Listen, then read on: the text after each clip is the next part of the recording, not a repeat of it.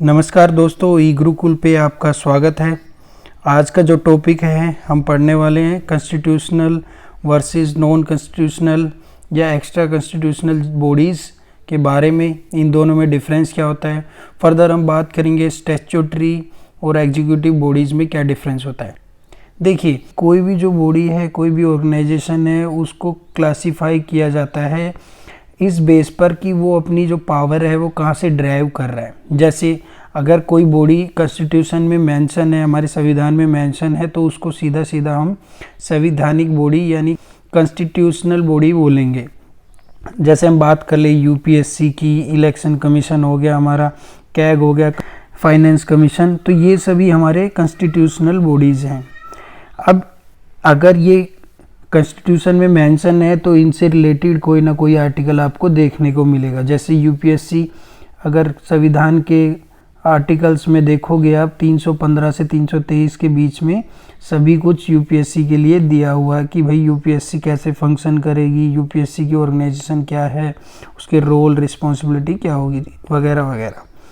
तो बेसिकली ये सब अपनी पावर कहाँ से लेता है, संविधान से ही अपनी पावर लेता है ये सब बॉडी। इसके बाद अगर इसमें कुछ चेंज करना है, अगर संविधान में दिया हुआ है तो इसमें अगर कुछ चेंज करना है, इसकी सदस्य की संख्या बढ़ानी है, योग्यता का जो निर्धारण करना है वो अलग अलग करना है, तो ये सभी कुछ करने के लिए आपको कॉन्स्टिट्यूशन में अमेंडमेंट करना पड़ेगा। ओके, तो ये कहानी हो गई हमारी कॉन्स्टिट्यूशनल बॉडीज़ के लिए।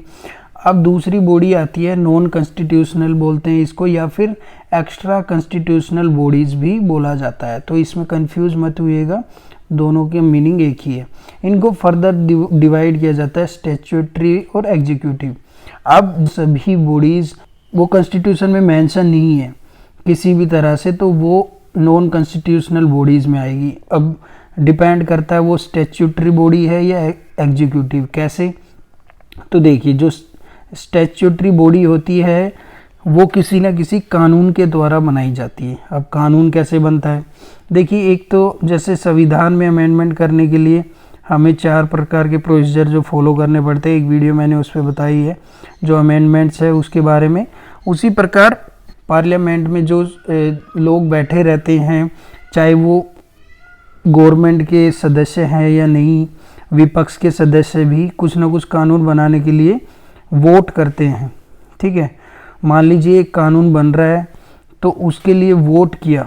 अब यहाँ पे हर एक जो एमपी है या विपक्ष का सदस्य है, जो मेंबर ऑफ पार्लियामेंट है, तो वो यहाँ पर वोट करता है। ठीक है, तो एक स्टैट्यूट बनता है, कानून बनता है, जिसके अंतर्गत हमारी स्टैट्यूटरी बॉडी बनती है। ठीक है, इसके अपेक्षा जो हमारे एग्जीक्यूटिव बॉडीज़ रहती है वो क्या, वो सीधा सीधा सरकार बना देती है। उसमें जो विपक्ष या किसी और सदस्य की कोई भूमिका की ज़रूरत नहीं है। फॉर एग्जांपल आप देखोगे जो नीति आयोग था, जैसे ही मोदी गवर्नमेंट एक्शन में आई तो इन्होंने पहले से ही एजेंडा बनाया था कि हम प्लानिंग कमीशन को हटा के नीति आयोग बना देंगे।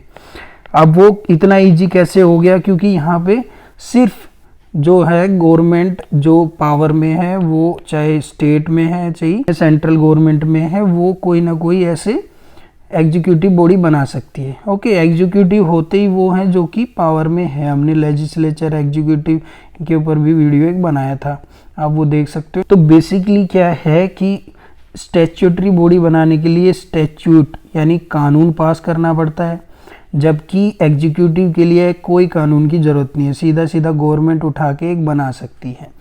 एग्जाम्पल के लिए नीति आयोग आप देख सकते हो, नेशनल डेवलपमेंट काउंसिल एनडीसी आप देख सकते हो, प्लानिंग कमीशन जो पहले था जिसको अभी गवर्नमेंट ने हटा दिया, वो भी इसी प्रकार बनाया गया था। उसको इतना ईजिली हटा इसलिए दिया क्योंकि वो एक एग्जीक्यूटिव बॉडी थी। अदरवाइज आप यूपीएससी को हटा के दिखाइए ऐसे, क्योंकि उसके लिए कॉन्स्टिट्यूशन में अमेंड करना पड़ेगा। ओके, जो फर्दर इसके बारे में बात करें, जो स्टैट्यूटरी बॉडी है, जब ये कोई अपने कुछ रूल रेगुलेशन बनाती है तो उसे उन लॉज को हम रेगुलेशन बोलते हैं कि भाई एक स्टैट्यूटरी बॉडी ने एक रेगुलेशन पास किया है। ओके, उसको सिंपली लॉ या एक्ट नहीं बोलते, उसको रेगुलेशन बोलते हैं।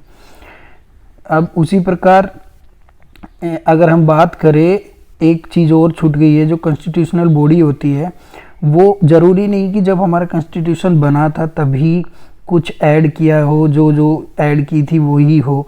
अभी हम कोई और बॉडी बना दे जिसको कॉन्स्टिट्यूशन में हम मेंशन करा दे, तो उसके लिए हमें क्या अमेंडमेंट चाहिए कॉन्स्टिट्यूशन की। तो ऐसी बॉडी भी फ्यूचर में कॉन्स्टिट्यूशनल बॉडी कहलाएगी, चाहे वो कभी भी ऐड हुई हो बट कॉन्स्टिट्यूशन में है। तो आई होप आपके डाउट यहाँ पे इन सभी चीज़ों को लेकर क्लियर होंगे, चारों टर्म को लेकर।